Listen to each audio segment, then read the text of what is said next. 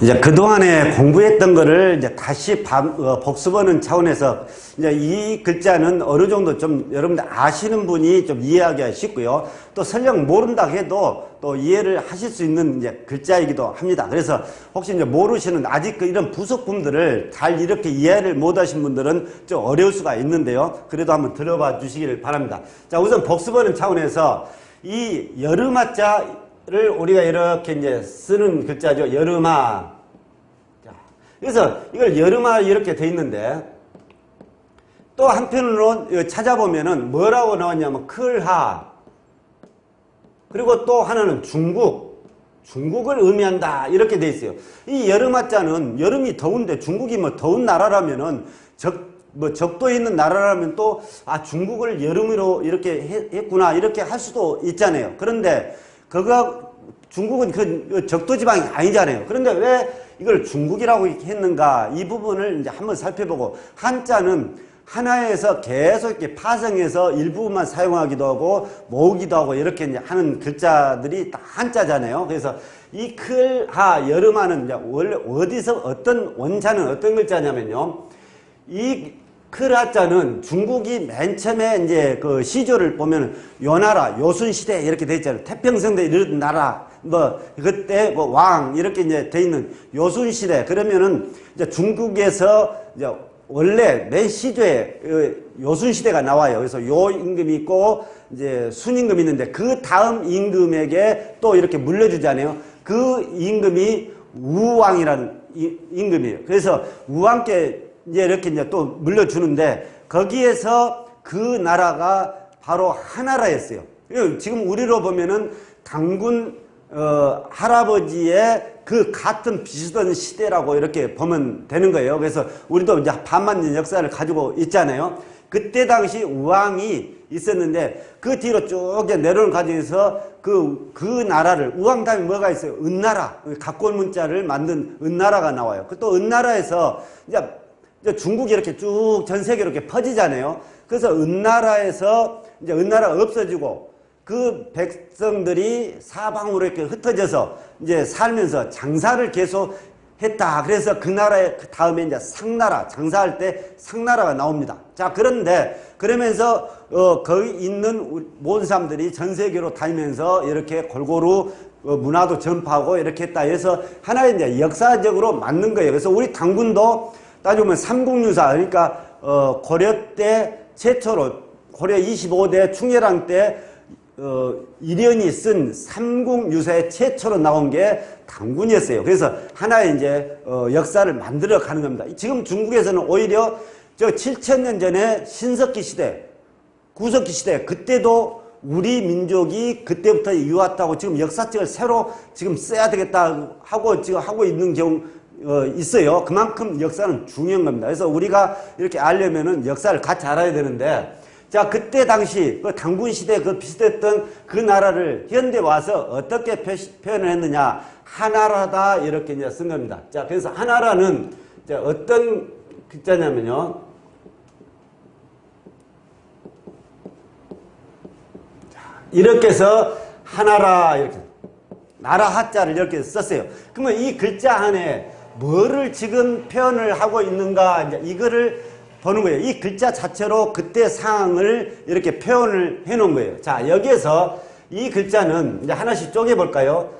이 글자 많이 이렇게 봤죠? 여기서 이 글자들이 들어가는 글자 맞죠? 학교교, 흥아릉, 줄려 다 이 글자들이 들어가잖아요. 그래서 이 글자는 뭐 어떤 글자냐면 어지린자라는 글자를 이렇게 간단하게 써놓은 게 이 글자입니다. 그래서 어진일은 하늘과 땅을 아는 사람, 그래서 위아래를 아는 사람, 모든 것을 다 두루 살필 줄 아는 사람, 그래서 앉을 자리, 쓸 자리를 아는 사람, 이런 걸 모두 어지르다고 했어요. 그래서 이렇게 모든 것을 다 아는 이런 어진 사람, 이 서로 마주보고 있다, 이제 이런 표현으로 쓴 겁니다. 그러면 이 가운데 글자는 여러분들이 전에 배웠던 글자를 이제 상기해 보는 거예요. 자, 이 글자에서는 원래 이게 하자, 아래 하자를 다른 거 없을 때는 이렇게 표현을 해요. 단독으로 쓸 때는 아래에 있는 모든 것, 이어서 점으로 해서 모든 것을 표현할 때 아래야. 그래서 이 모든 것을 다 빼고 일반적으로 여기 쓸 때는 아래하 이렇게 쓰고 여기 이는 눈목자입니다. 근데 이 변형자인데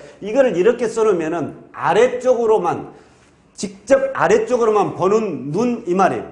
눈을 아래쪽으로만 직접 봤다. 그래서 요 변형자가 어떠냐 위에를 아래하에서 삐짐을 써서 전체적으로 두루 살펴봤다. 이 삐짐은 어떤 거예요?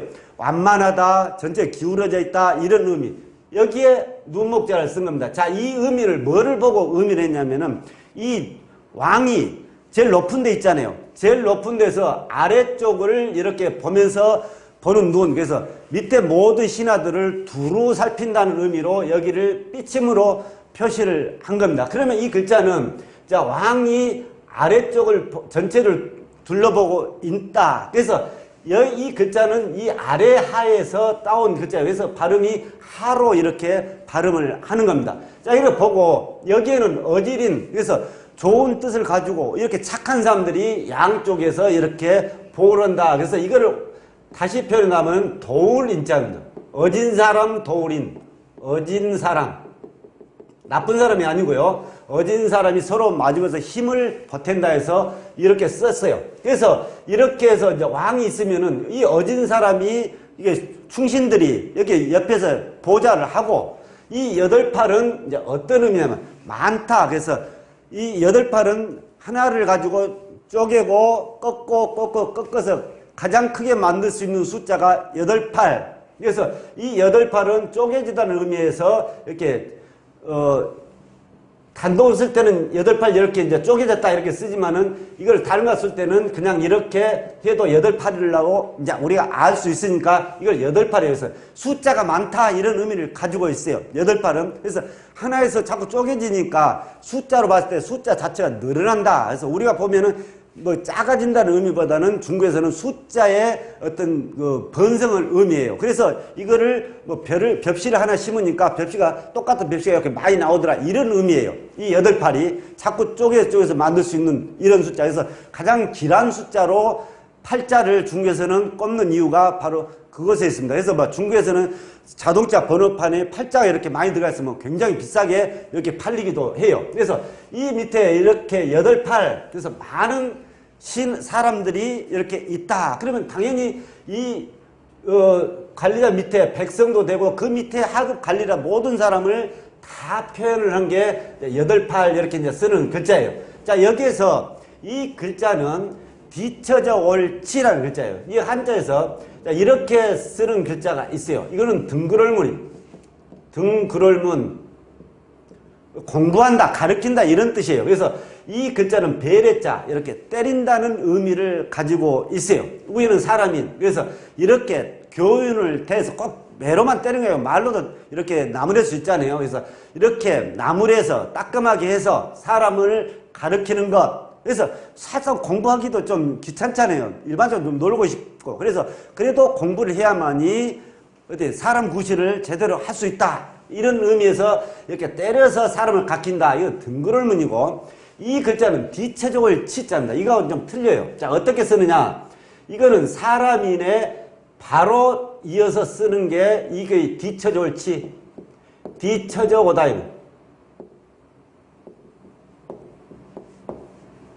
뒤쳐적을 치. 그러면 그래서 사람에서 이어서 이렇게 따라오는데 어떻게 했다?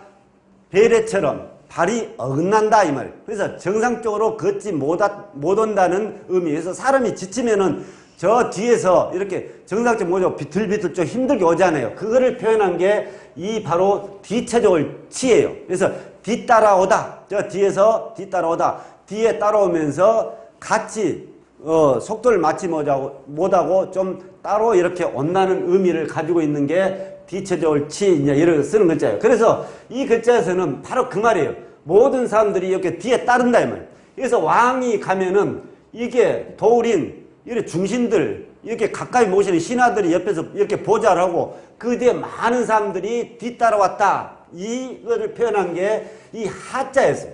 그래서 이 중국을 원래 이 글자 하라고 이렇게 쓴 겁니다. 이 글자 그러면 언제 하라고 하나라느냐? 바로 요순 시대 지나고 이 우왕이 나라를 세웠을 때 하나라라고 했다. 여기에 이렇게 만든 겁니다. 그러면 이 글자가 굉장히 정교하게 만들어졌잖아요. 그러면은 이 글자가 하나라 시대면은 지금 3600 거의 4000년 전의 이야기인데 지금으로 보면은 그때 이런 글자를 썼을까요? 안 그랬겠죠. 그 뒤에 이렇게 하나의 역사를 이렇게 만들어가면서 우리 당군이 이렇게 계셨듯이 이렇게 하듯이 이렇게 만든 글자예요. 그래서 중국을 하나라 이렇게 이제 쓰는 겁니다. 그래서 이 아래 항상 아래를 보는 아래쪽을 이렇게 볼 수 있는 높은 자리에 가장 높은 자리에 있는 이것을 의미한 게 하자 이렇게 썼어요. 그 다음에 이제 이 글자를 좀 너무 복잡하니까 좀 핵줄임을 하자 이렇게 해서 만든 게 이 하자. 이제 위에는 이제 임금이 천자가 이렇게 아래쪽을 완만하게 눈으로 보고 굳이 이걸 안 써도 뒤에 뒷처족을 치 이렇게만 써도 이렇게 그 밑에 모든 사람이 따라간다는 뒤따른다는 의미를 가지고 있기 때문에 이렇게 해서 다시 하자를 이제 핵줄임을 했어요. 이 보니까 이 내용이나 또 이 내용을 이해한다면 이 내용이나 금방 같은 글자라는 것을 또 알 수가 있잖아요. 그래서 중국을 다시 하라고 이렇게 썼습니다. 그런데 이게 어느 날 어떻게 바뀌냐면 여름 하로 이렇게 바뀌어요. 자, 왜 그랬느냐? 이렇게 아무리 천자가 가고 그 뒤에 많은 사람들이 뒤따른다 해도 딱 한 계절만큼은 이게 잘 안 되는 거예요. 왜? 날씨가 아주 더울 때, 추울 때라든가 뭐 선선할 때는 이렇게 잘 하는데 이 글자 자체가 또 공교롭게 뒤처적을 치예요. 그래서 이렇게 천자가 가면서도 뒤에서 따라오면서 이 글자처럼 따르지 못하고 일부는 이렇게 낙오자가 생기는 그것을 의미한 게 바로 이 하자가 하고 있지 않느냐. 그래서 이 천자가 아무리 가더라도 뒤따르지 못하는 그때는 어느 계절인가 그때 여름에 꼭 그런 현상이 일어나는 거예요. 그래서 이거를 다시 여름이라는 의미로 같이 쓴 겁니다. 그래서 이 글자는 여름하도 되고 클하도 돼요. 그런데 이 크다는 것은 어느 정도 크다는 이야기냐? 아주 크다는 그 범위가 어느 정도예요? 한 나라를 운영할 만큼 크다 이 말이에요. 그래서 그 사람 이름에 이 하자를 써요. 왜 쓰냐? 그 한 나라를 경영할 만큼 큰 인물이 되라는 의미에서 이 하자를 쓰는 거지 여름처럼 덜하게 해서 이제 하자를 쓰는 것은 아니다. 그래서 이거를 여름하로 이제 쓰는 겁니다. 이렇게 쓰는데 이 하자를 자꾸 여름이라는 것이 우리한테 그 좋은 것은 아니 더운데 여름은 어때요?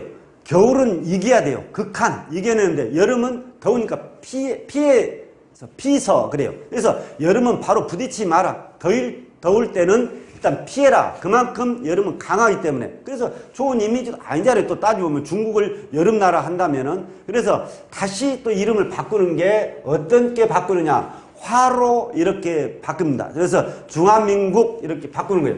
자, 중화민국은 어떤 의미냐. 이거는 풀쳐예요. 위에 풀이고 이제 이 글자에서 원래는 글자는 어떻게 써지냐면은 이렇게 이제 썼어요. 이것이 빛날화예요. 빛날화는 어떤 의미냐면요.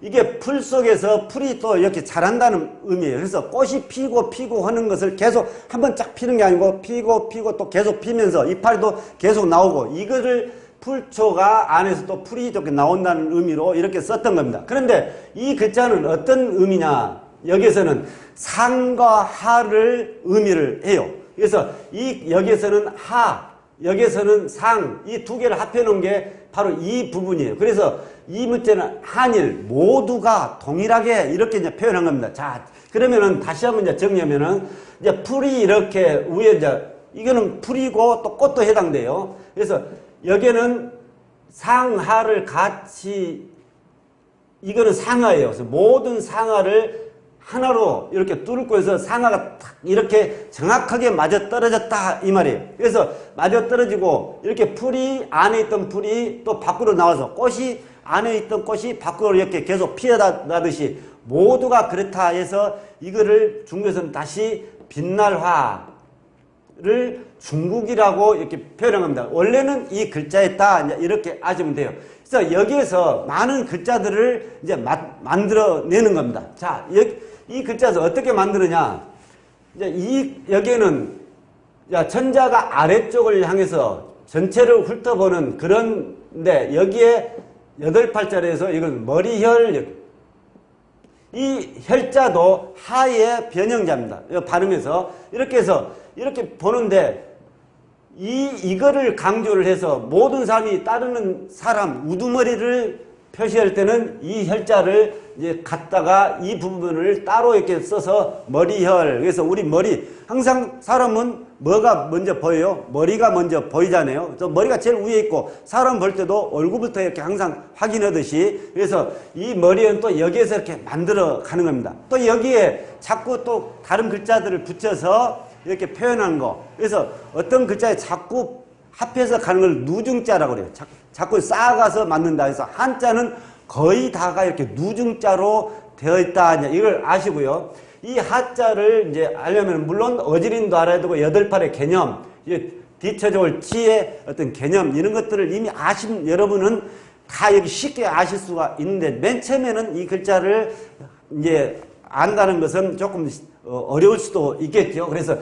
그래서 중국을 하나라라고 했고, 이름에서 하자를 쓰는 이유가 그곳에 있었다. 이제 이것을 아시고, 혹시 이름자에 이 하자가 들어가면 무슨 하자냐고 여기서 물어보면은, 나는 일반인들은 잘 모르니까 여름한데요, 이렇게 이야기할 수 있어요. 내가 하자를 쓴다면은, 그러면은 그 이야기를 듣고 큰 하자 말씀이죠, 이렇게 물어보는 게 예의예요. 그래서 이 글자는 이름자에 쓸 때는 클하로 우리가 읽어줘야 된다. 이런 것을 알고 이렇게 계시면은 상대편이 이야기면은 같은 말이라도 여름 하자네요, 이것보다는 클 하자시네요. 그러면 클 하자는 내 머릿속에 뭐가 있어요? 한 나라를 경영할 만큼 그러한 큰 인물을 의미한다. 또 이것까지 알고 있으면 더 좋겠죠. 그래서 한자는 이렇게 하나를 가지고 이렇게 모든 문장을 만들어서 그거를 닫고 이렇게 핵줄임하고 또 그것이 다른 이미지로 이렇게 약간 변동해서 이제 쓰는 것들이 우리 한자다. 이렇게 이제 아시고 보시면 좋겠습니다. 자, 수고했습니다.